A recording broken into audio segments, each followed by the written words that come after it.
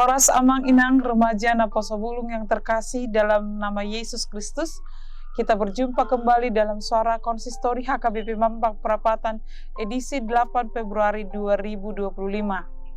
Sebelum kita mulai, marilah kita bernyanyi dari buku nyanyian HKBP nomor 815 ayat 1 dan 2, Indahnya Saat yang Teduh.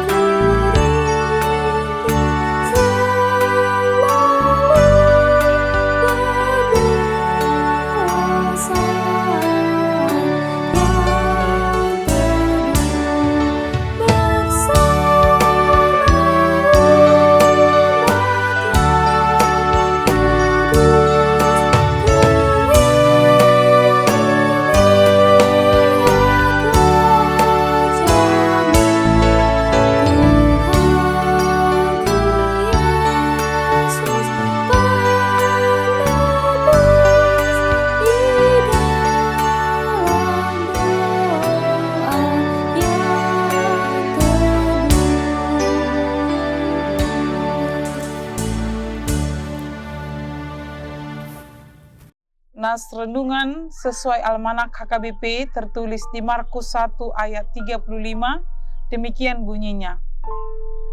Pagi-pagi benar, waktu hari masih gelap, ia bangun dan pergi keluar. Ia pergi ke tempat yang sunyi dan berdoa di sana. Saudara-saudari yang terkasih dalam nama Yesus Kristus, topik kita hari ini adalah pentingnya waktu berdoa. Perkembangan iptek mempengaruhi kehidupan kita, termasuk jam 2 kita. Baru bangun, langsung buka handphone, baca WA, buka YouTube, bikin konten. Sehingga yang masuk pertama sekali ke pikiran kita adalah informasi yang membebani pikiran kita, bukan yang mencerahkan pikiran kita. Berita perang, politik, informasi tentang artis, apalagi yang kita langsung dengar adalah tentang berita perselingkuhan. Ini menjadi penghuni pikiran kita. Ibu-ibu juga langsung memasak atau bahkan menyuci, sehingga tidak terbagi waktu untuk bersaat teduh. Padahal, satu harinya kita akan disebutkan berbagai aktivitas dan berbagai masalah. Kita memerlukan hati dan pikiran yang tenang dan tuntunan Tuhan. Kita harus lebih dahulu connect dengan Tuhan, baru connect ke yang lain. Saudara-saudari yang terkasih dalam nama Yesus Kristus, Yesus tahu betul bahwa ia tidak bisa hidup tanpa Allah. Bahwa jika ia ingin memberi terus-menerus, ia harus menerima di saat-saat tertentu. Jika ia ingin memberikan dirinya untuk orang lain, ia harus berulang-ulang mengumpulkan penguatan rohani bagi dirinya. Ia tahu benar bahwa ia tidak bisa hidup tanpa doa. Ada seorang yang bernama Dr. Ade Behden mengatakan, berdoa adalah sebagai permohonan jiwa kepada Allah. Tidak berdoa berarti melakukan kesalahan karena telah mengabaikan kemungkinan menjadikan Allah sebagai sumber kekuatan. Dalam berdoa kita memberi kesempatan kepada pikiran Allah yang sempurna itu untuk menguatkan mental kita. Yesus tahu hal itu, bahwa jika ia hendak menjumpai manusia, ia harus terlebih dahulu berjumpa dengan Allah. Jika berdoa itu perlu bagi Yesus, betapa lebih perlunya bagi kita, karena kita adalah makhluk yang lemah. Bukan hanya lemah dalam tenaga dan jiwa, tetapi juga jiwa kita ini sering rentan. Ketemu masalah yang agak berat sedikit sudah bersungut-sungut. Mudah marah terhadap orang di sekitar kita. Tidak kepada suami, kepada anak, tetangga, bahkan jemuran tetangga pun bisa jadi masalah bagi kita. Di dunia kerja saat ini yang sangat sibuk sekali, pergi pagi, pulang petang, pegal-pegal, menguras pikiran kita. Nats hari ini mengajak kita, berdoalah pagi-pagi benar. Artinya, awali hari kita dengan doa. Ini menyangkut kualitas kita, berbicara pada Tuhan, mendengar Tuhan, menyerahkan hidup kita hari ini pada Tuhan. Sebelum kita memberi diri kepada orang lain, melayani orang lain, terlebih dahulu terbuka terhadap tuntunan Tuhan, menerima kekuatan dari Tuhan. Pagi-pagi benar artinya sebelum segala sesuatu dimulai. Maka bangunlah komitmen untuk bersekutu dengan Allah sebelum segala sesuatu dimulai.